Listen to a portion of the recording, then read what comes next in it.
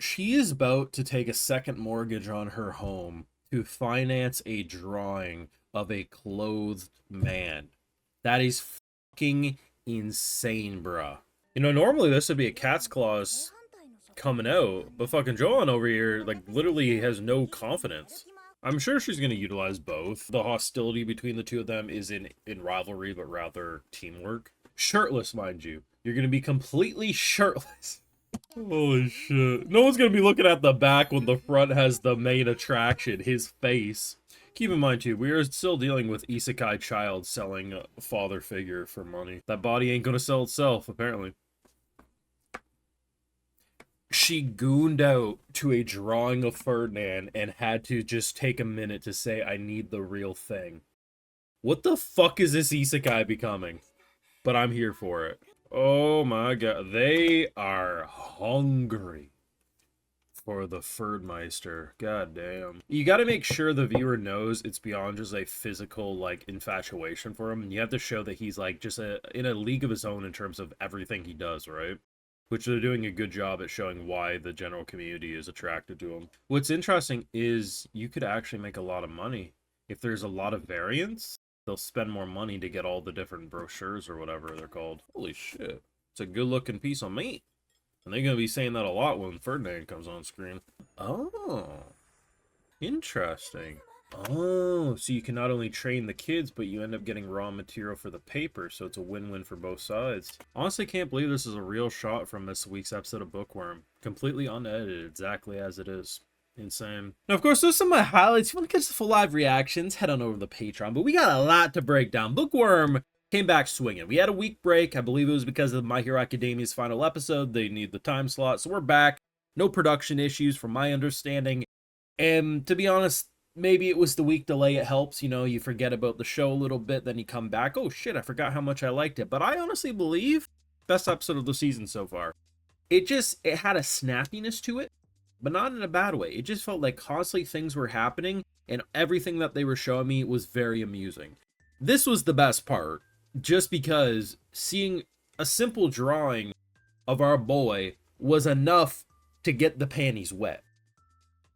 I am telling you, if he was actually shirtless, we would start a civil war. The thing I'm interested in is because they have multiple drawings of our boy and they're, designing the printer and everything, I'm interested to see if they will do the collector thing where, say there's 12 different drawings of Mr. Handsome. Probably be too dangerous if it was a mystery bag, but if they legitimately just sell 12 different versions of him, they will make a lot of money. I'm sure they want you to buy the brochure before you go to the concert, which is one thing. But if you allow them to have different versions, it's kind of like a vinyl release where there's different vinyl art depending on which one you buy, but at least you would know exactly. There's a lot of money to be made is my point. But if this is what gets them going, goddamn, if we ever end up in a beach episode, rip anyone who, tries to stand in their way. One thing I really like about this season, which I was not ready for, is how much her actual family is able to incorporate themselves into her life. I think Tuli, learning manners and this public persona in terms of how to interact with essentially royalty, all things considered, given her not having like formal training up until recently, the fact that, like with Mime, you assume she's probably not going to see her family for probably years, if ever again, right? Now, I didn't think ever again, but I think from her point of view, that's how she felt. To me, I thought it was going to be years.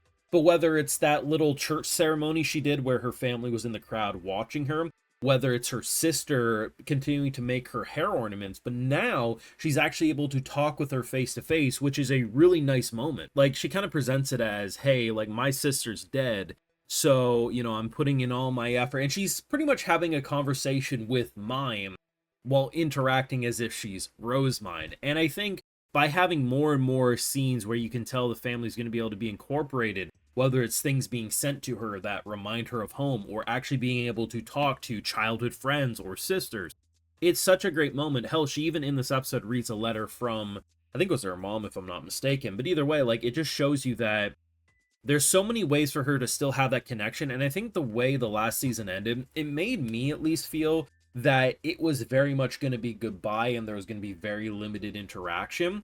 And because of how much she already naturally struggles in her own skin, it's nice that having to leave behind that family, knowing they're continuously okay, dad's doing okay, mom's doing okay, siblings doing okay, it makes it feel like we can focus at the problems at hand without having external stress that at this point isn't really needed. So the big stress is pretty much like, well, her health, for one thing, and all the new politics she's dealing with, and currently the printing problem at hand. One thing I really like about the rivalry between these two is you have two very different personas and two very talented skill sets. Now, at face value, Buddy on the left is saying, I'm much better than Buddy on the right. Buddy on the right says, alright, yeah, that's fine. Doesn't really have a lot of confidence in himself, but where he does have confidence is there's 4 sketches here designed in terms of how to make it. He pretty much says, I recommend option 2, because while it's not the overall best design, it's the thing that can be made. Where, obviously, by the end of the episode, Buddy on the right says, I actually think I could do number 4, which actually really pisses him off, and it's going to be interesting because from what I'm gathering, now I haven't seen them in action yet, they're going to have a competition which one of them can actually make this, right? But what I really like about this is, from my point of view, it seems like, should he actually create this, and he fails at creating it, he's going to realize, oh shit, this guy actually is better than me.